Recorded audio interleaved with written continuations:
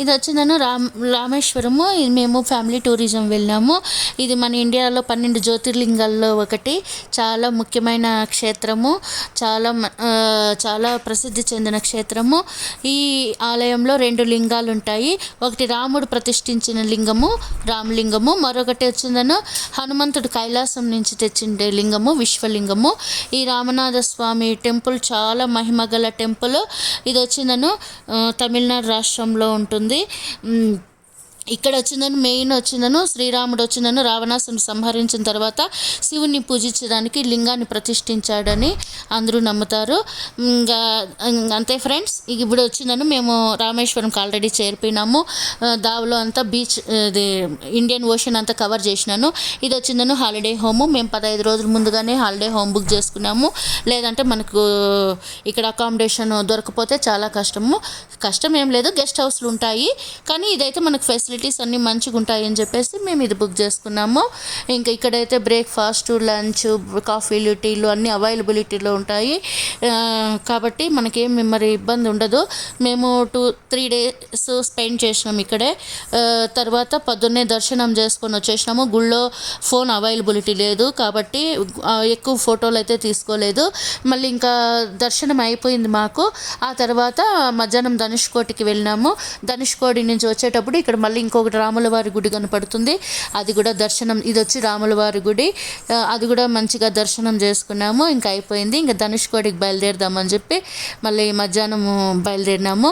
నేను ధనుష్కోడి అంతా చాలా పెద్ద వీడియో వస్తుంది, అందుకని నేను దాన్ని దీంట్లో పెట్టలేదు.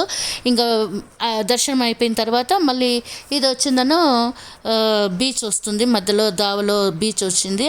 అక్కడ మేము బీచ్ దగ్గర ఊరికే ఇసుకలో జై శ్రీరామ్ శ్రీరామ్ అని రాస్తున్నాము. మా బాబు రాసినాడు, ఆ తర్వాత మా ఆయన రాసినారు, మళ్ళీ ఆ తర్వాత నేను కూడా రాసినాను. ఇక్కడ మాకు ఒక చిన్న గవ్వ దొరికింది, ఆ తర్వాత శంఖం ఒకటి దొరికింది.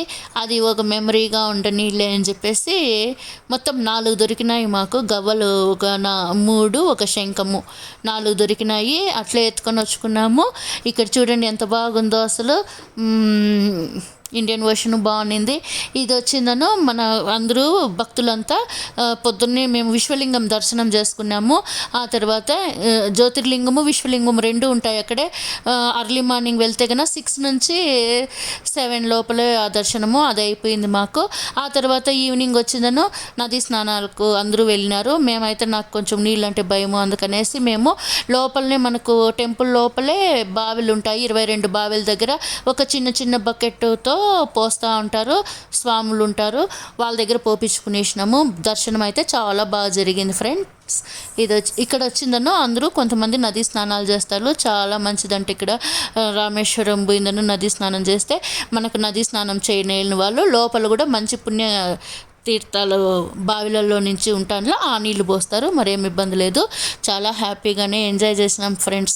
అందరూ శ్రీరాముల వారిని, శ్రీ రామేశ్వరంని దర్శించుకొని జ్యోతిర్లింగాలలో మహిమ అంతా ఉండదు కదా, అందుకనేసి మేము పోయి చూసుకొని వచ్చి మంచిగానే హ్యాపీగానే ఎంజాయ్ చేసినాము. ఇంకా చూడండి ఎంత బాగుందో మన ఇండియన్ ఓషన్, ఎంత బాగుందో. అసలు ఒక పక్క రామేశ్వరం వచ్చేటప్పుడు ఒక పక్క ఇండియన్ ఓషను, ఒక పక్క బంగాళాఖాతము, ఎంత బాగుండాయో ఏమో. చాలా సూపర్గా ఉన్నింది. ఇంకా ధనుష్కోడి అయితే ఇంకా చెప్పడానికి చాలా సేపు పడుతుంది, అందుకని నెక్స్ట్ వీడియోలో నేను ధనుష్కోడి గురించి చెప్తాను. చాలా మంచిగా ఎంజాయ్ చేసినాం ఫ్రెండ్స్. మీరు కూడా అప్పుడప్పుడు వెళ్ళేసిందను ఎంజాయ్ చేసుకుంటారండి. టూరిజం వెళ్తే కనుక మనకు కొంచెం మైండ్కి రిలాక్స్గా ఉంటుంది.